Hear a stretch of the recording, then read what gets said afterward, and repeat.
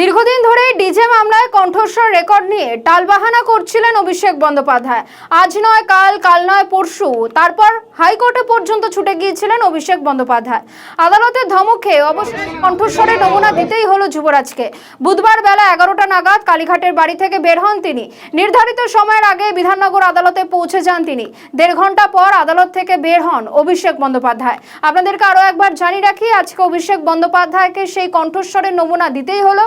বিধাননগর আদালতে তিনি একেবারে 11টার সময় বেরিয়ে পড়েন বাড়ি থেকে এবং তারপর প্রায় 1.5 ঘন্টা পর অভিষেক বন্দ্যোপাধ্যায় বিধাননগর আদালত থেকে তিনি বেরোন এবং শেষ পর্যন্ত হাইকোর্টের ধমক খেয়ে অভিষেক বন্দ্যোপাধ্যায় যেতে বাধ্য হলেন।